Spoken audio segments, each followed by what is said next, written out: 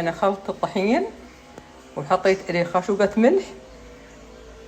حطيت طحين 4 كوب طحين وكوب ونص ماي بس، وتعينين اللين بس تحطين وياه خاشوقتين زيت قلت لك وخاشوقة ملح، وتعينينه لين يستوي زين تمدينه وبنحطه في الفرن. يوم بينعين زين ونمده بخبرت كيف تحطينه ماشي اسهل من القرص. عيانه هذاك شفتيه الحين تو انا داقت لنا واحد وهذا الثاني، فسبحان الله دخلت وحده تقولي والله نبغي قرص، فاليوم بالمناسبه اليوم مسويين قرص بدال الجيمات قرص. خلاص قالوا ما نبى زيوت ما نبى زيوت يا الله، قلنا يلا اليوم بنسوي قرص. قرص اليمر يسمونه، بس نحن نسويه وين؟ في الفرن. هذا في الفرن هذا نحطه برا. تشوفين طحين رقم 2 يكون افضل. بعد حد يحط بر، بس يوم حد يحط يوم البر يتم وايد يتفتفت مثل السبوس يتم. فرقم 2 طحين رقم 2 يكون احسن. شوفين لين تنضف الطاسه بمره، يعني يبغي عين. شوفين الحين عقب شوي بنمده.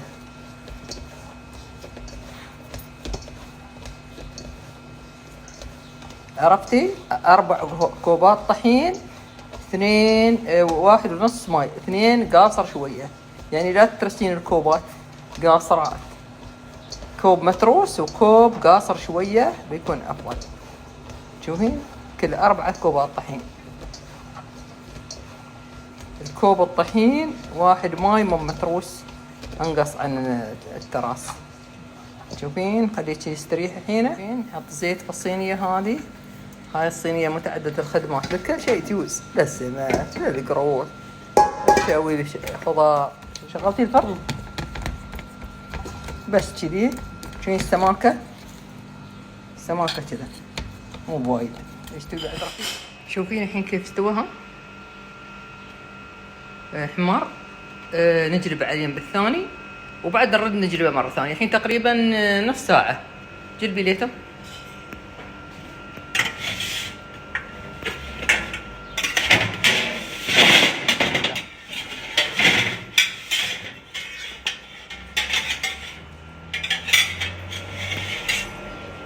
شوفين كيف الحين بعد لين يحمر من اليم هذا ونرد نجلبه مرة ثانية على اساس انه ينشف بس، وعقب ندقه او نفرمه فرم في الفرامة او دق في المنحاز. شوفي ما شاء الله كيف استوى. بسم الله هكذا يعني ناضي. بسم الله